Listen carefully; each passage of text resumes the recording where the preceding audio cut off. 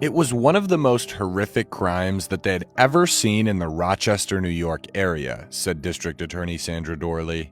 On February 19, 1982, Kathy Krausnick was found murdered in bed with an axe lodged in her head.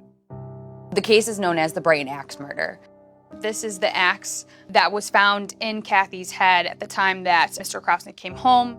Jim Krausnick, Kathy's husband, quickly became the prime suspect in his wife's murder. So you're saying that this man, who had never shown any sign of violence before and never shows any violence after, snaps one night in his life and puts an axe in his wife's head? Yep. Yeah. Krausnick's current wife, Sharon, says she doesn't believe it. Jim is a decent, loving human being. There is no way Jim would ever have done anything like that. James Krausnick just doesn't look like an axe murderer. No, but Ted Bundy didn't look like a serial killer. I did not murder Kathy. Retired detective Mark Liberator and his partner Steve Hunt say in 1982, investigators didn't find many useful forensic clues like fingerprints, but in the dining room, they did find valuable items scattered on the floor. And on the floor was Kathy's purse with the contents strewn about. Including a silver tea set. Everything was standing straight up like it was set there neatly. It looked like someone had pushed the pause button on a burglary. And there was a door leading into the house that had a pane of glass broken out. And there was a maul, which is like a heavier axe, on the ground leaning up against the wall right next to that. But Liberator and Hunt say the most important sign of a burglary was missing. Nothing was taken.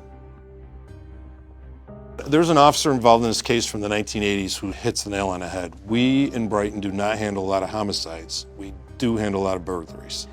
And this was not a burglary. Investigators suspected the killer tried to stage the scene to look like a burglary, and they thought Kathy's husband was the man they were looking for. But Jim Krausnick willingly provided statements to police. He said he had left for work at about 6:30 a.m. that day and returned later that evening and found his wife dead.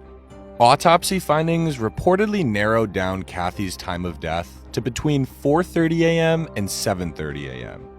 If true, that meant she could have died before her husband said he left for work, or after. Back in 1982, the time of death gave a very broad range. The science was that you really could not pinpoint. With little clear evidence of a motive and nothing to directly tie Krausnick to the murder, the case went cold. No one was ever charged with a crime.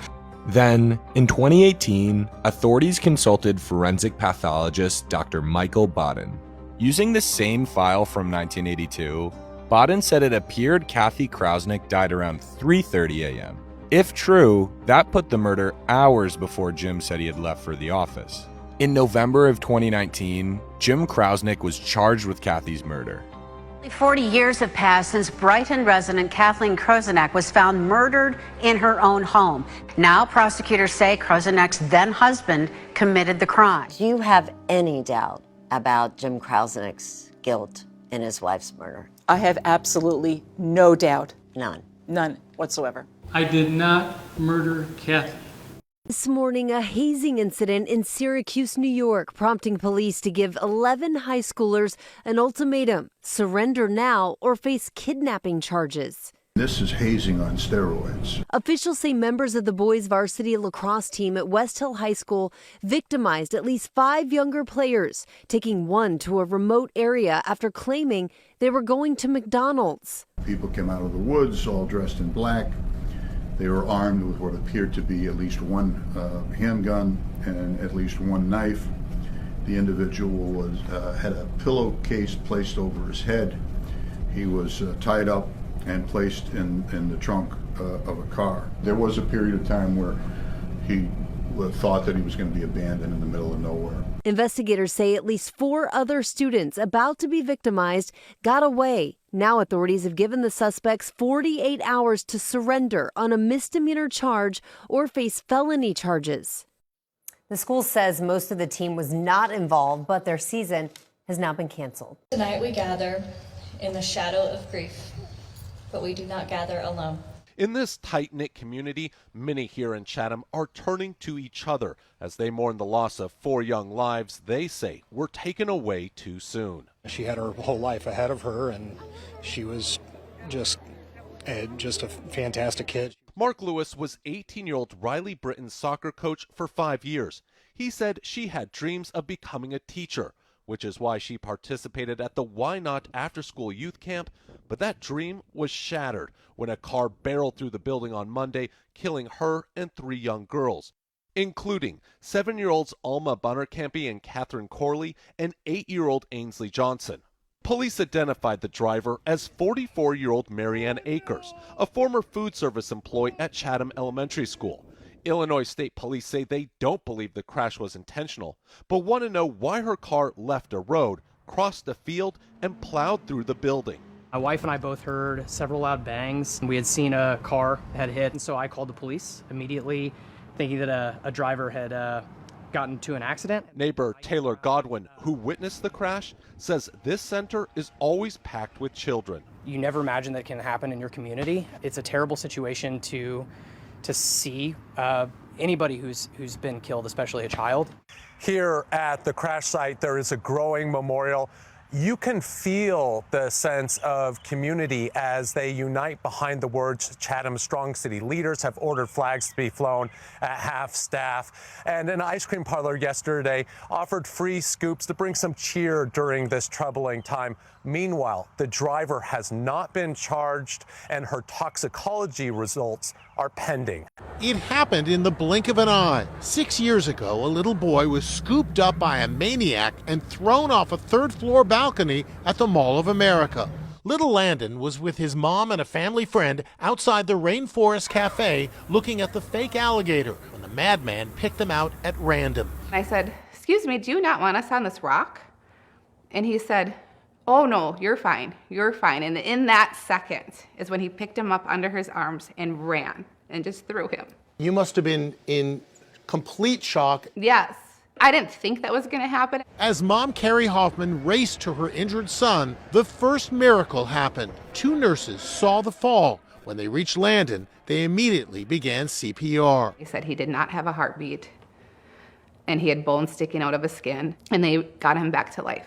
Landon was rushed to Children's Hospital in Minneapolis, where a team of doctors were waiting for him. He remained in the hospital for 4 months, having more than 15 medical procedures. It sounds impossible that he would even survive, let alone be okay. How do you explain that? It is impossible. It is very impossible. There's no way. He should not be alive. The assailant, Emmanuel Aranda, suffered from schizophrenia. He had been banned twice from the mall before throwing Landon off the balcony. Your act was evil and selfish. You chose to listen to the worst parts of yourself that day. Amazingly, Carrie says that she has forgiven him. This man didn't know me. He didn't know Landon. He didn't want to hurt us. He was just there because he was mad and wanted to kill somebody. Carrie writes about her family's journey in a new book, Miracle at the Mall. I wanted to get this all down in one spot so that I had this forever for me and my family. And here's that miracle boy today. Landon loves hockey, hanging out with his buddies. All right, Lando, we're going to do our eye movements. Okay, stay focused on that. I'm going to try to distract you. Don't let me.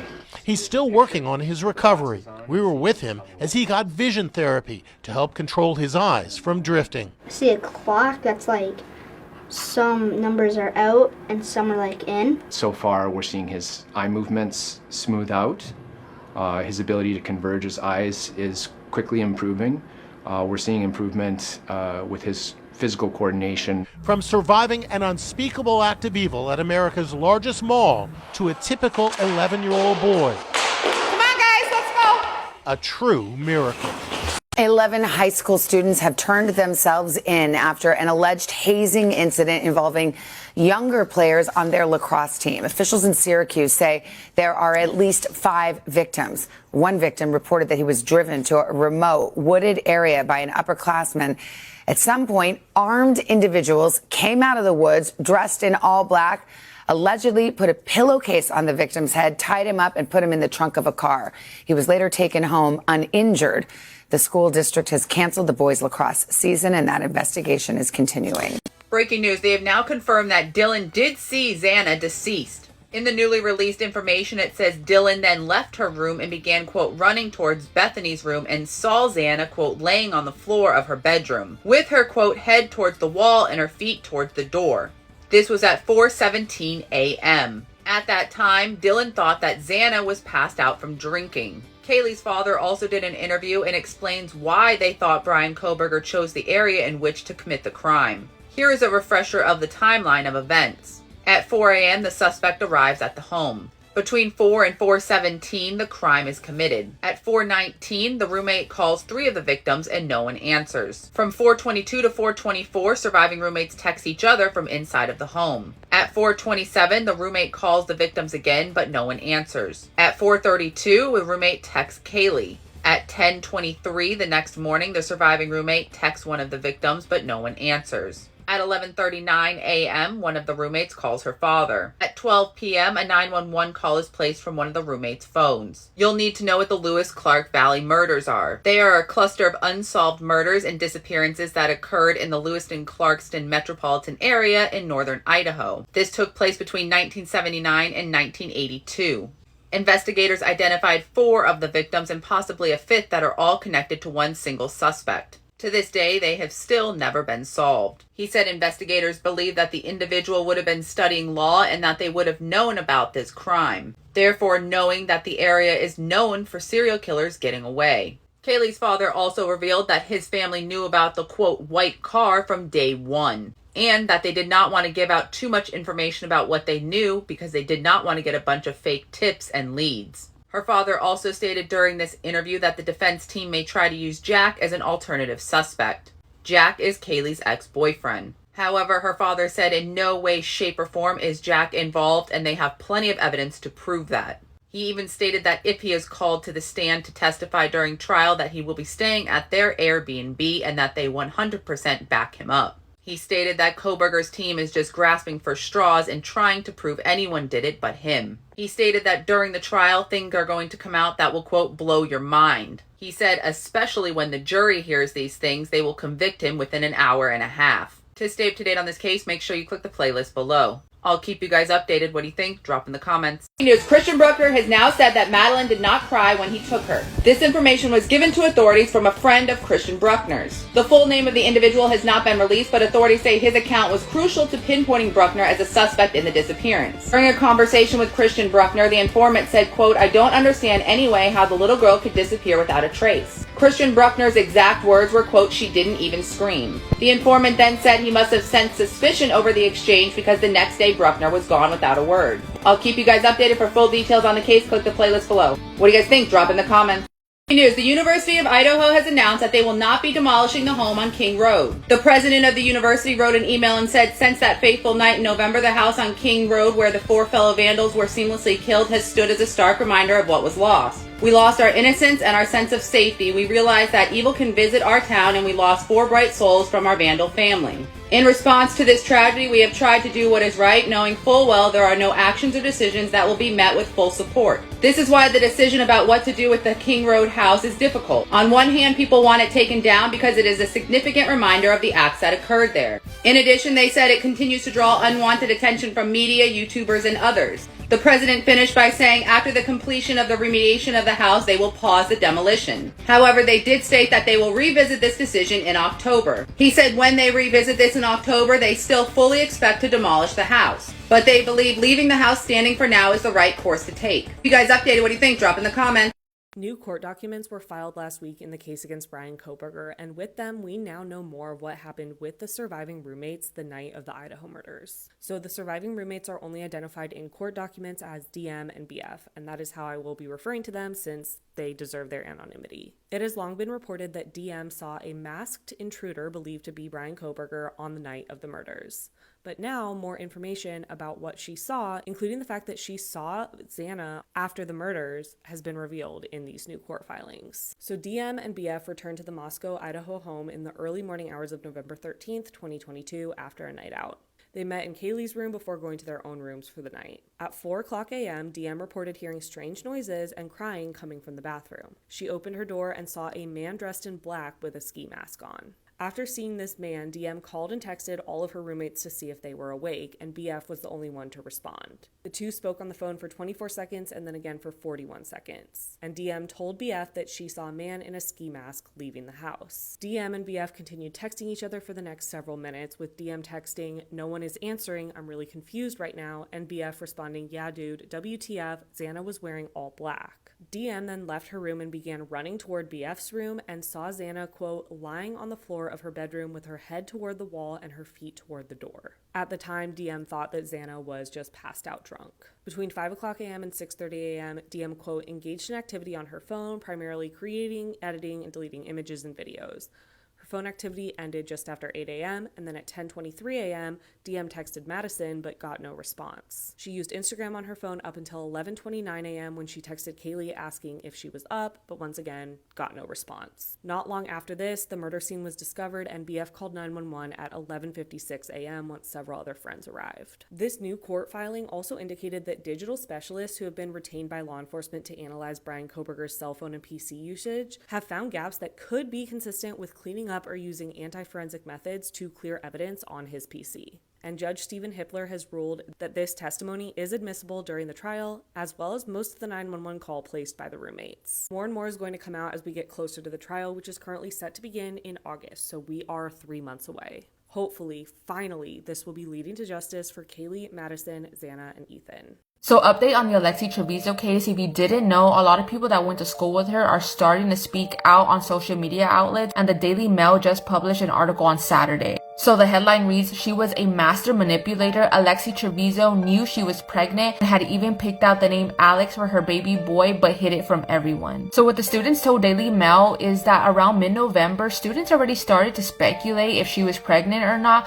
which she was denying all the rumors. Even her cheer coach had asked her if she was pregnant, but she said that it was the pill, which is why she gained so much weight. But she obviously looked pregnant. I mean, she was actually pregnant, but they felt that they couldn't keep asking her because it was just gonna make them look wrong. As in, they were giving her the benefit of the doubt that maybe she was just gaining lots of weight. And when the news broke back in January that someone had discarded their baby in the hospital, people already started to suspect that it was Alexi. So the students did explain that after the news had broke out, both Alex and Devin were gone for a couple of weeks, which they were able to put 2 and 2 together. And when they came back, Alex at one point had the audacity to write a poem called People Talk, basically addressing all the rumors that were going on about her. The reason they also said they couldn't just come out and talk about what was actually happening is because the school was threatening them if they were to talk, they were going to be suspended and not be able to participate in their graduation ceremony. She is currently out on a $100,000 bail and awaiting trial on September 11th.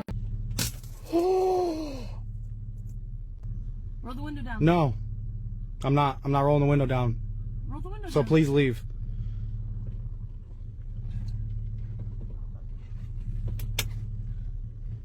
Roll the window down. No, I'm not. No!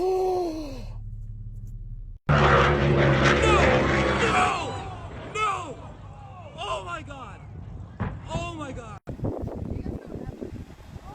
Somebody rolled through the daycare. There's 4 kids on the Toks up there. Kill some kids. Those are kids. Oh no! Yeah, those are kids. Oh, poor Dennis. Somebody got them set up. If you're a nurse, I would go ask them if they need help.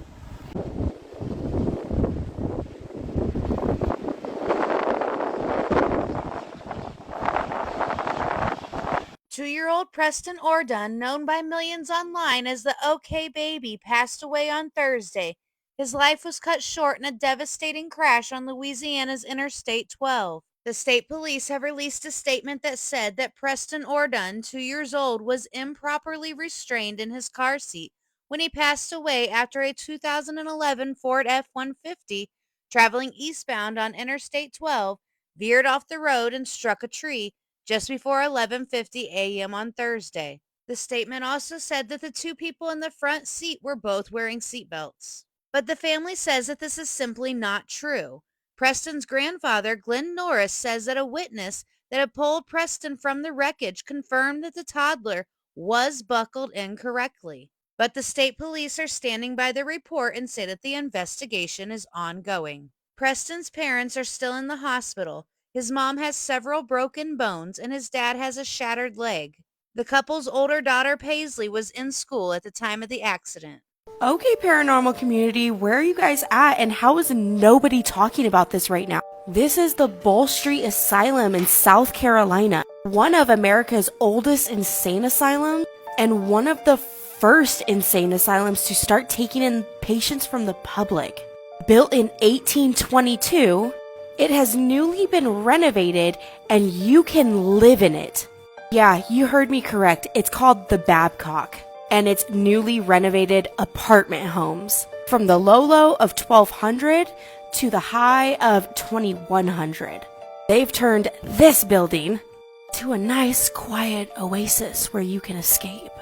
Let me tell you one thing about this building, you guys, is this building was created so that the patients could never see the moon. Medical professionals literally thought that the moon brought on lunacy. Let me also mention that this place held one of the most horrific treatments of patients in insane asylum history. So, since this is America's second oldest insane asylum, they took in everybody and anybody they thought needed the treatment. And in this era, medical malpractice ran rampant within asylums. And since they took in any and everyone, this meant overcrowding was a huge issue at this asylum. And it was so overcrowded and understaffed that a lot of patients starved, died of dehydration, or were killed by other patients. But then the hospital staff actually had a bright idea, and they're like, why don't we just put the patients down ourselves? So they started euthanizing the patients. There is also a story of this woman that lived in this asylum, and she needed round-the-clock care, so they were supposed to check on her every 2 hours or so. It's said that they forgot about this woman for up to a week, and when they remembered her, they went to her cell and she was deceased. And her story was one of many. Let me also mention, they didn't just house white patients either. They housed Black American slaves, brought in by their masters and left there for the rest of their life. People who went into Bull Street Asylum never got out. Once you were in the asylum, you never saw your family again. And one of the asylum's favorite medical treatments for its patients was the transorbital lobotomy, which almost always was fatal. But if it wasn't fatal, you were brain dead for the rest of your life. Disease was also running rampant in this asylum. It's called pellagra, and it comes from a vitamin B deficiency. And the symptoms that this pellagra outbreak brought on was diarrhea, dementia, and death. So apart from everything else, they also housed dangerous criminals. One of their most notorious patients was Donald Henry Gaskins, and he was an American serial killer who targeted children. He was a serial rapist who stabbed, shot, drowned, and poisoned more than a dozen of his victims. And he was also the last person to be sentenced to the electric chair in America. Now that you know a little bit of the history that happened here, would you live in it? Let me know in the comments below. I'll see you in the next video. Bye! Hey! Hey, you can't park there! You can't park there! Saw that Kelsey walked into the Target at 6:55 p.m. Kelsey checked out of the Target shortly after 7 p.m., but Kelsey didn't show up at home on time. So 7:30 came and went, and Kelsey was nowhere to be found. Around 9:30 p.m., her grandma spotted her car in the Macy's parking lot at the mall. As they processed her car, it became clear that something more had to have happened. When Kelsey pulled into Target, a truck pulled in shortly after her, and after she walked in, a man in a white shirt walked in shortly after that. This man seemed to be sticking semi-close to her the entire Target trip. As Kelsey went to check out, this man left Target as well. In the extremely blurry footage, it seemed like she was pushed into her car before the car drove off just 16 seconds later. Now that law enforcement had a person of interest and this was an abduction case, they wanted to find this man and speak to him immediately. New theories from online detectives may give more insight into the unsolved University of Idaho quadruple murders. In the more than 1 month since Kaylee Gonzalez, Madison Mogan, Zana Carnodal, and Ethan Chapin were found brutally stabbed to death, investigators have released little information about the case, offering only a white Hyundai Elantra as a vehicle of interest. That's where YouTuber Chris Hall comes in. Hall hosts the Mob Crew on YouTube and used his channel to put out a new theory in connection to the case. Hall points out that surveillance video of a white or light-colored car matching the Elantra's description can be seen between 2:45 and 3:15 a.m. the morning of the murders. The video was taken from a building on Linda Lane, several streets away from the crime scene on King Road. Video shows the vehicle traveling toward the crime scene. Later, Hall claims a similar vehicle can be seen on body camera video of an unrelated underage drinking bust. Hall pinpoints the car driving by at 2:58 a.m. and uses a digital overlay to place a Hyundai Elantra on top of the vehicle. Law and Crime took it a step further and superimposed the photo of a white car believed to be the Elantra that was caught on security camera by a local gas station that same night. It's important to note the vehicle has not been confirmed to be a Hyundai Elantra, and some believe the car appears to be a white Tesla. Later on, at 3:12 a.m., body camera video picks up what appears to be 4 people running under a street lamp in the background, and less than a minute later, a high-pitched noise. Some online detectives believe this sound to be a scream, while others say it could be tires screeching. The timestamp on this noise is important to note, as investigators believe the victims were killed between 3 and 4 a.m. on November 13th. Authorities have not confirmed whether the high-pitched noise or the joggers seen near the home on the night of the murders are directly related to the investigation. Reporting for Law and Crime Network, I'm Sierra Gillespie. On Wednesday, January 4th, 2023, in Enoch, Utah, this man, 42-year-old Michael Haight, murdered his wife, mother-in-law, and 5 children inside their home before taking his own life. Court documents show that his wife, Tasha, had filed for divorce just 2 weeks earlier. Tasha's mother, 78-year-old Gail Earl, had been staying with the family after Christmas to help them transition into this new life. On Wednesday morning, Tasha did not show up for an appointment, after which a welfare check was ordered. Police then began searching for the entire family. At around 4 p.m. on Wednesday, they were found inside of their home, all deceased. This included the children, who were 17, 12, 7, and 4. The Enoch police chief has reported that the family had been investigated a few years prior, but didn't elaborate on what that investigation was about. So far, there are no witness reports or any reports of hearing gunshots, but that's not surprising because the lots that the homes are in the neighborhood are pretty large. Neighbors have described the Haights as a friendly family, welcoming people into the neighborhood and active in their church and community. Nobody expected that anything like this would ever happen.